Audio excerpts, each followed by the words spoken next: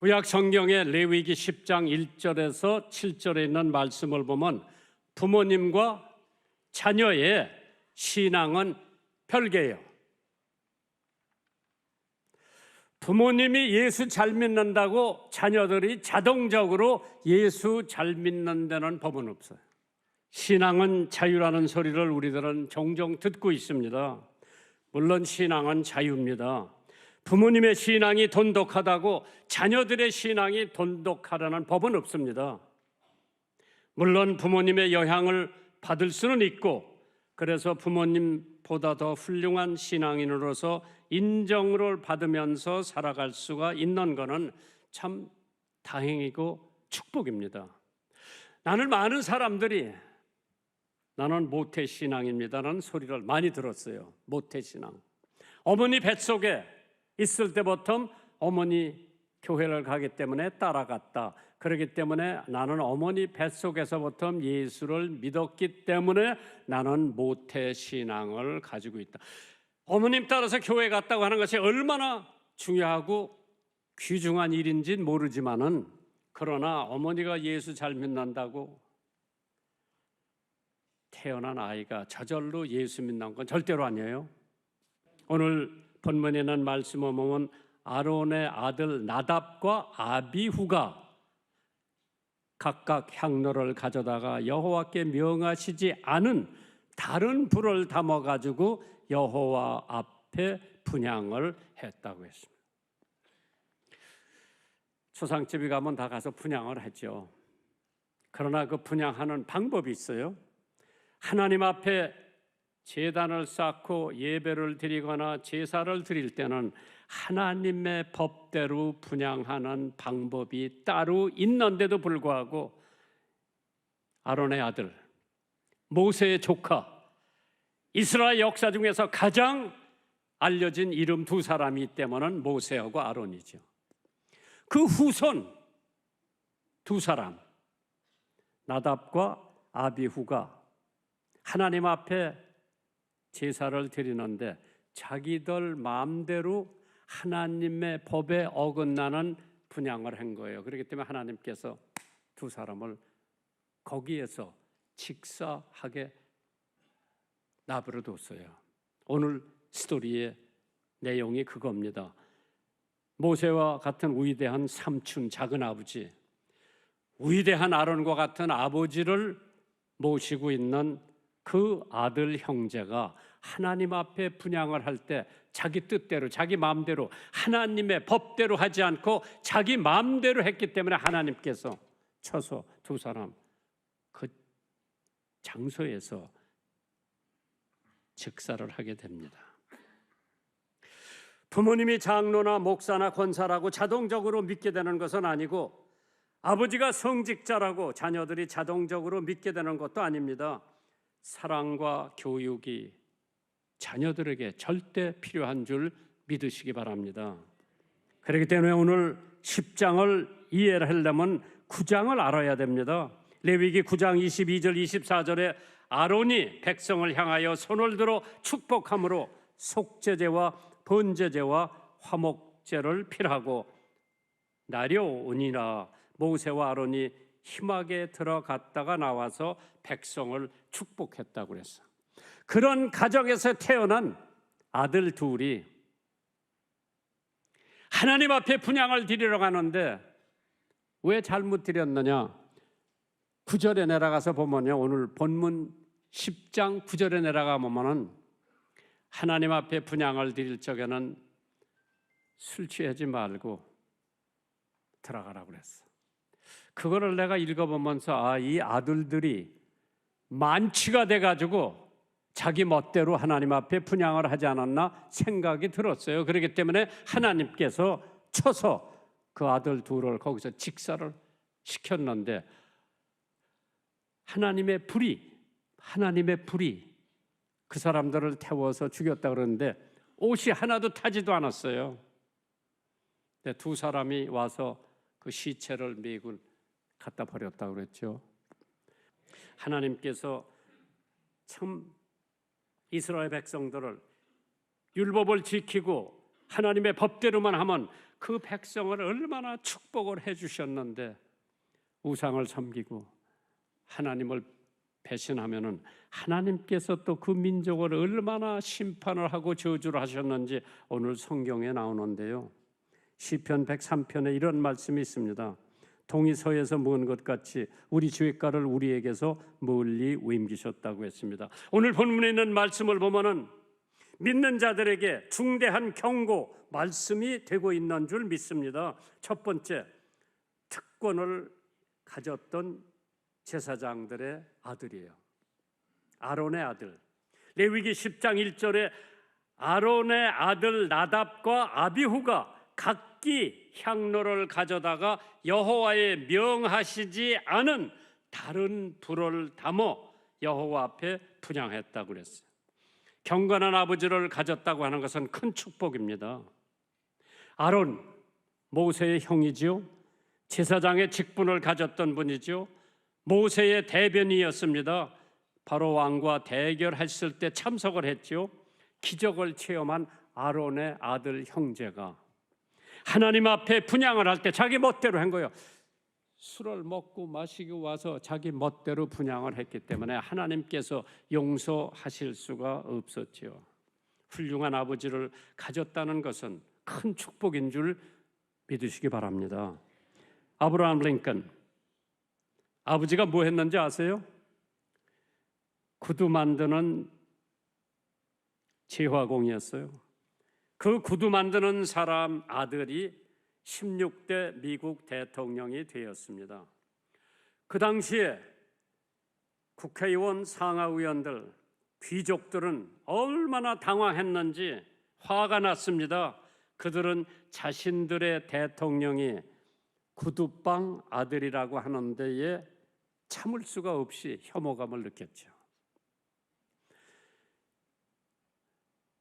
지사 아들도 아니고 국회의원 아들도 아니고 상원의원 아들도 아니고 장관 아들도 아니고 구두방 아저씨의 아들이 미국의 16대 대통령이 되었습니다. 그때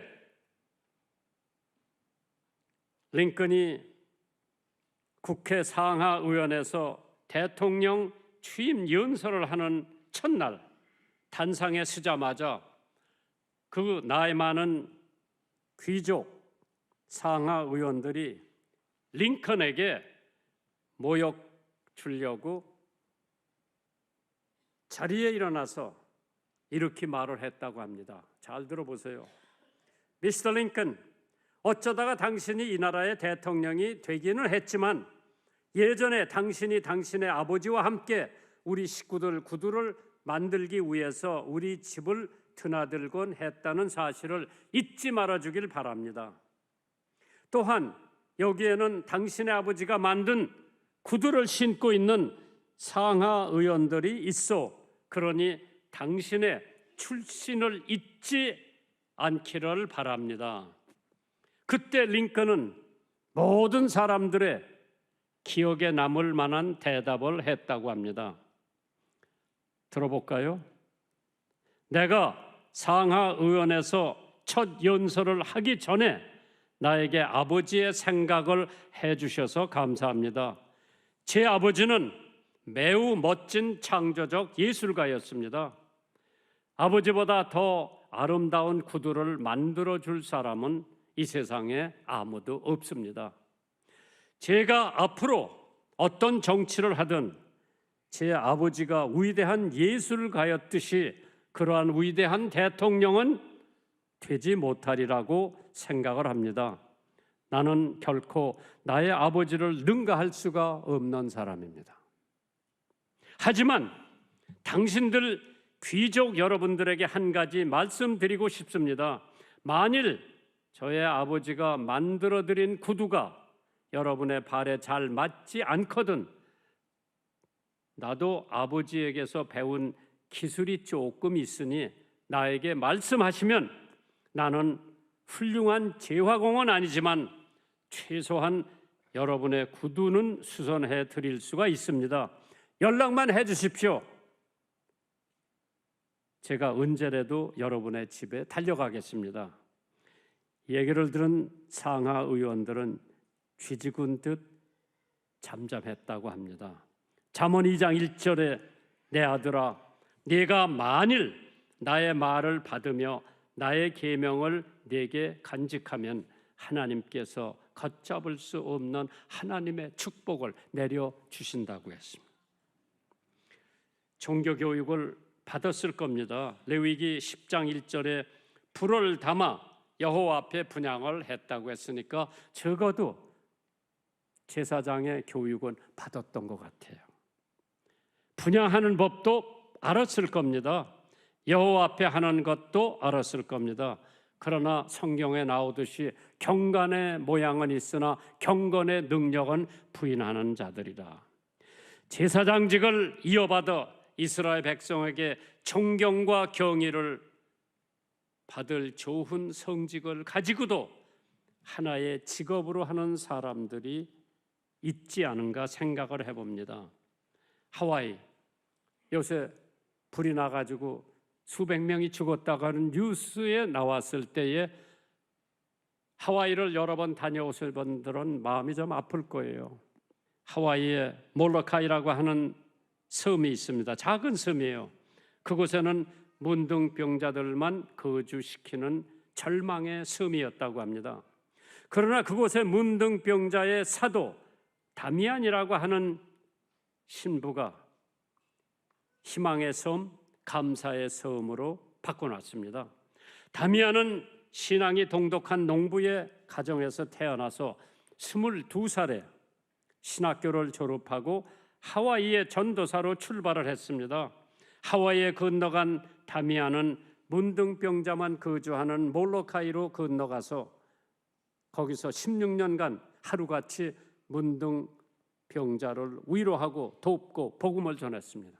1,600명의 문둥 환자를 장사를 지내주고 자기 손으로 만든 관이 1,000개가 넘었습니다.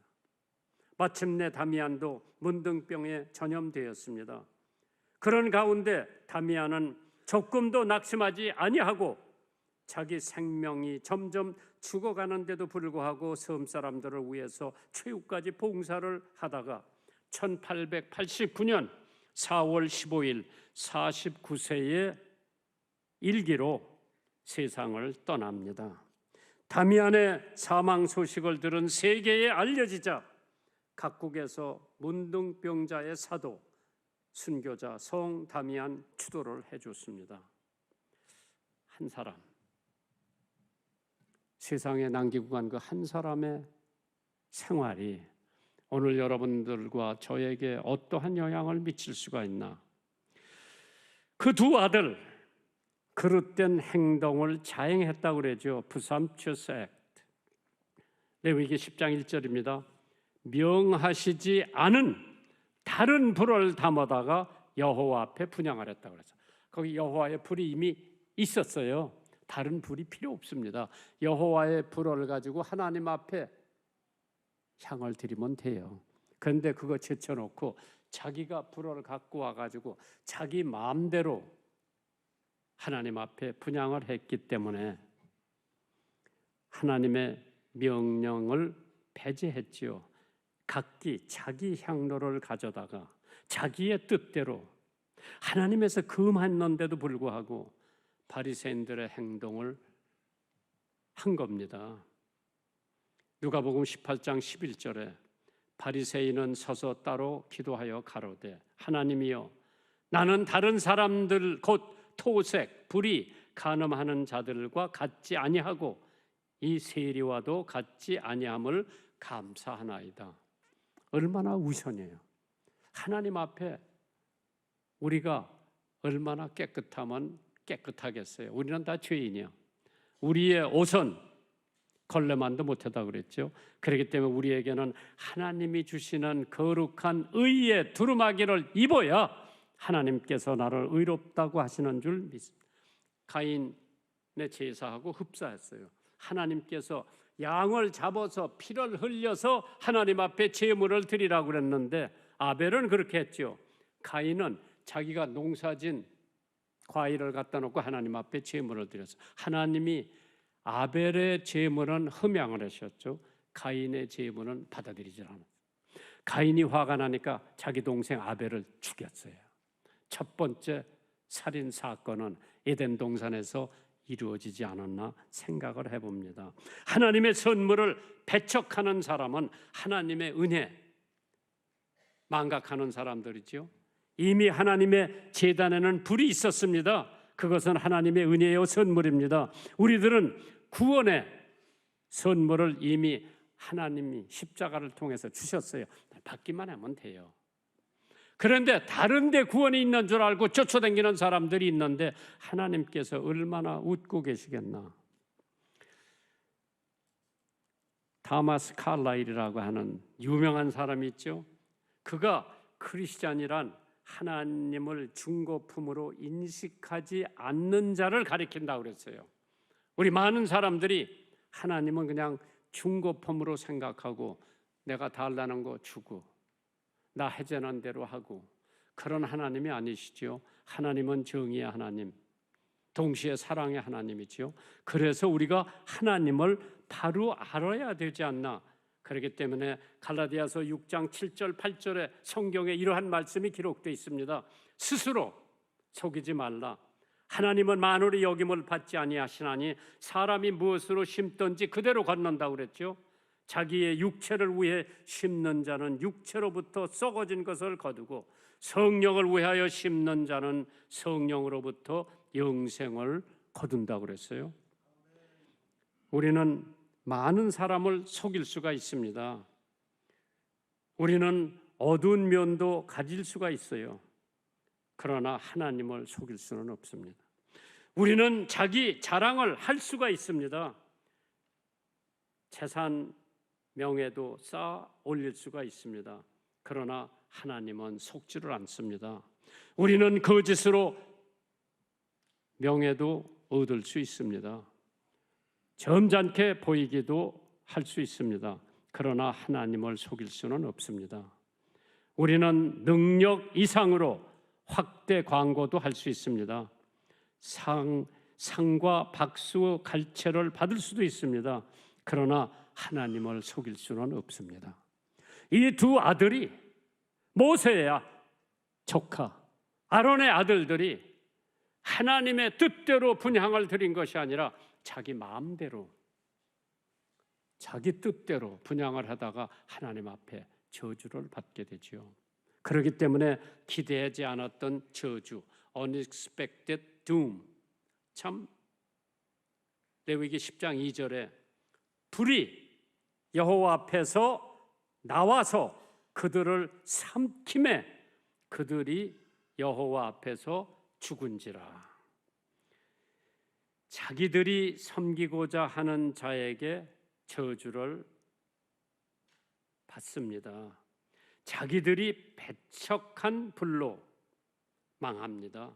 하나님의 불 이거 안 쓰고 자기네들이 불을 갖고 와서 하나님 앞에